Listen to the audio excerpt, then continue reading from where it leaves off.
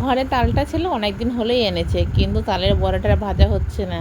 তাই যেমন ভাবা তেমন কাজ বলে আজকে বললাম আজ তালের বড়া ভাজবই। তাই যেমন ভাবা তেমন কাজ বলে তালটা বেরিয়ে পড়ে তালটাকে পরিষ্কার করতে লেগে গেছে। আর তালটা পরিষ্কার করা মানে তালের মাথাটাকে আগে খোসাটা ছাড়িয়ে নিয়ে গাগুলোকে ভালো করে পরিষ্কার করে একটা একটা খোসা ছাড়িয়ে নিয়ে তারপরে তুমি তালটাকে কোথাও ঘষো বা জলের মধ্যে গুলো, সেটা ব্যাপার নয়। আমার তাড়াতাড়ি হবে বলে আমি জলের মধ্যে গুলে নিয়েছি। তোমরা বা তাল ঘষার থাকলে মেখি বলে ওগুলোকে, ওটাও ঘষে নিতে পারো, তাতে কোনো ব্যাপার নেই। চলো এবার তালগোলাটাকে কী করে, তালগোলাটাকে ভালো করে গুলি এক জায়গায় রেখে দিয়েছে, কারণ ওইগুলো একটা পরিষ্কার জায়গায় ফেলবো। কারণ লক্ষ্মী পুজোর দিন ওই তালের ফুল লাগে, না হলে লক্ষ্মী পুজো কাজও হয় না। আমাদের তো লক্ষ্মী পুজো আছে, তোমরা এতদিন ভিডিও যখন দেখছো তখন অবশ্যই জেনে গেছো। আর তারপরে এই ছাকনাতে করে নিয়ে তালের শ্বাসগুলো আগে ছেঁকে নিচ্ছে, কারণ তালের শ্বাস যতই তুমি পরিষ্কার করে ঘষো না কেন তাতে তালের একটু না একটু শ্বাস লেগেই থাকবে। আর তালের শ্বাস যদি তালের মধ্যে থাকে তাহলে তোমার ওই মুখে বাঁধবে, আর মুখে বাঁধলে কখনোই ভালো লাগবে না। তাই তালের এই পালটাকে আগে ভালো করে আস্তে আস্তে আস্তে আস্তে পরিষ্কার করে এরকম করে ঘষতে লাগছে, যাতে তালের ওই একটাও ফাঁস যেন ভিতরে না পড়ে। তারপরে অঙ্কুশকে বলেছিলাম চিনি আর সুজিও আনতে, কিন্তু সুজিটাও এনেছিল। আমি বললাম আর সুজি আর দেবো না তালের বড়াতে, সুজি ছিলই, তাই সুজি আর দিই না। নর্মাল যেমনভাবে আমরা করি বাড়িতে সেরকমভাবে তোমাদের সঙ্গে রেসিপিটা শেয়ার করেছি। চলো তাহলে তালের এইটাকে ভালো করে গুলে নেবে, মধ্যে যতটুকু না প্রয়োজন তালের পাল অতটুকুনাই নেবে। আমার এইটুকুনা দেখতে পাচ্ছ, এইটুকুনা আমার দরকার, তাই আমি এইটুকুনাই নিয়েছি। বাদ বাকিটুকুনা আমার দরকার নাই, তাই বাদ বাকিটুকুনা আমি আর নিই নি। চলো এর মধ্যে কী কী দেবো সেটা গুছিয়ে নিই। ছেলেকে বললাম তাহলে চিনিটা তুই থালে ঢেলে দে, তাই ছেলে চিনিটা থালে ঢেলে দিল। না হলে তো আমার এক হাতে তালের শ্বাস, আবার আর এক হাতেও নাড়তে নাড়তে তালের শ্বাস লেগে গেছে। আর দেখতে পেয়েছো যে কতগুলো তালের এই আঁশ বেরিয়েছে, এই আঁশগুলো কিন্তু মুখে বাঁধলে একদম ভালো লাগে না। একদিন সেই মুখে বাঁধছিলো, কারণ একদিন ছাকনাতে ছেঁকেছিলাম না, তো সেই জন্য সেই থেকে বুঝেছি যে লাগবে।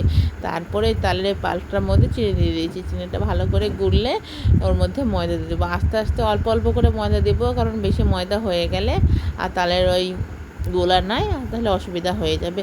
সেই জন্য অল্প অল্প করে ময়দা মাখতে দিয়ে দিয়েছি। আর ময়দা ভালো করে মেখে নিয়েছি, মেখে নিয়ে এখানে তেল দিয়ে দিয়েছি। আর ময়দাটা ভালো করে মাখে ফাটে নিতে হবে, মানে অনেকক্ষণ ধরে ময়দাটাকে মাখতে হবে, কিন্তু তাহলে তালের বড়াটা নরম আর সফট হবে।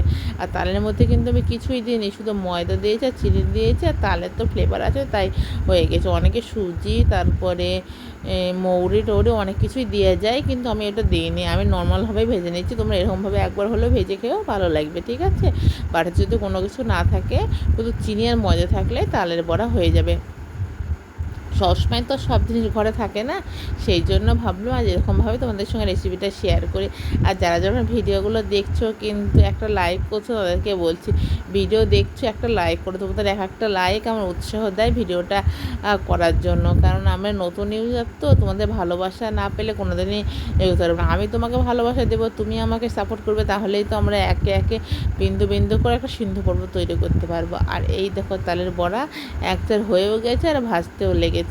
আর ছেলে নাই, ছেলের দোকানে গেছিলো বলে আর আসেনি। তারপরে এসে কাঁটা চামচ দিয়ে খেতে শুরু করে দিয়েছিলো, কিন্তু তারপরে আর কিছু বকেনি ওকে, সেই জন্য। তারপরে দেখো প্রথম চারটা ভালো করে ভেজে তুলে নিয়েছে, পরের চারগুলো দিয়ে দেবো। অনেকগুলো তালের হয়েছিল সেই জন্য। আর চলো আমার ইন্টারটা দিতে। হাই ফ্রেন্ড, আমি অঞ্জন আমার ব্লগে যারা যারা নতুন প্লিজ আমার চ্যানেলটা সাবস্ক্রাইব করে পাশে দেখবে, যারা সাবস্ক্রাইব করতে অসংখ্য ধন্যবাদ।